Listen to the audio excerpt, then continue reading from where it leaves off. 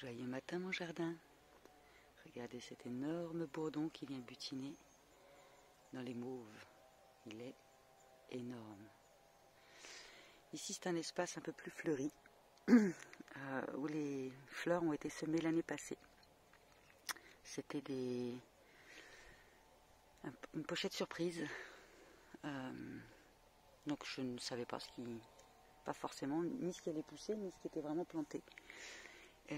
Hormis le persil qui est là, donc ces fleurs là c'est une ombellifère pour lequel j'attends les graines. Le reste c'est de la surprise. J'aime bien ce côté un peu surprenant et sauvage, non structuré.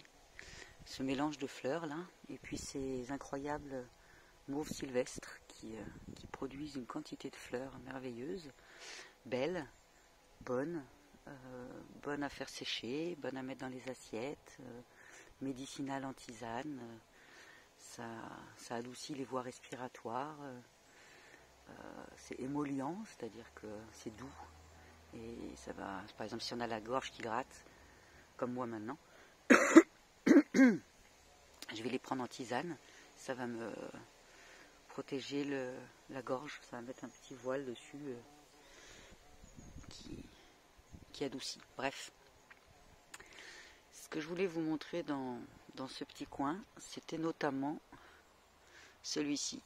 Il ressemble pas à grand chose, ça fait partie de la pochette surprise.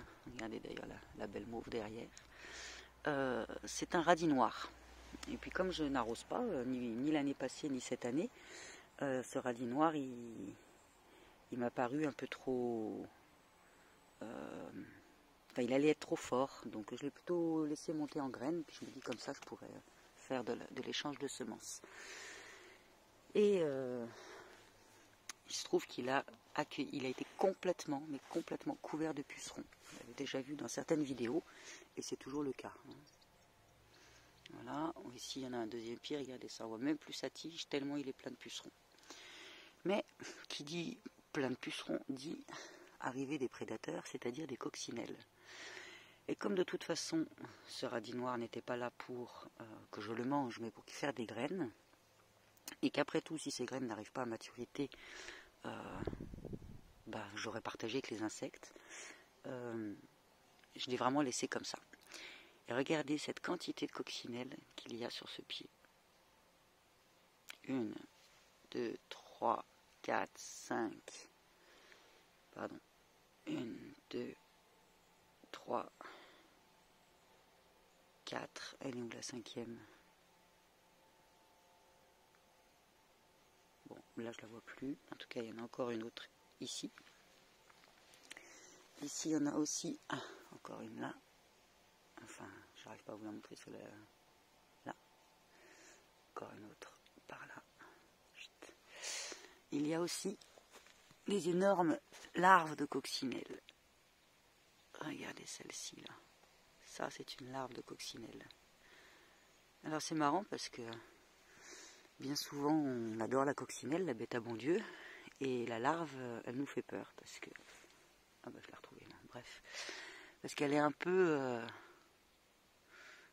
comme dans les films d'horreur, quoi. Sachez que si la coccinelle mange beaucoup de pucerons, la larve en mange 10 fois plus.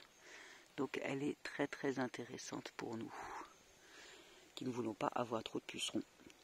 Et du coup, grand intérêt de cette manipulation, enfin de cet accueil, c'est que ces coccinelles, si jamais elles arrivent à bout de cet élevage de pucerons, elles iront sur les voisines, donc elles protégeront les autres.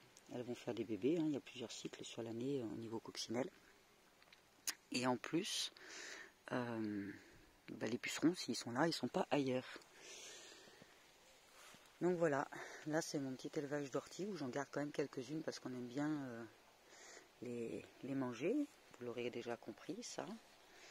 Et j'ai parlé à un moment donné de bien couper les orties parce que quand on étête l'ortie, si on la coupe correctement, elle repousse. Et en fait ça stimule sa croissance. Regardez.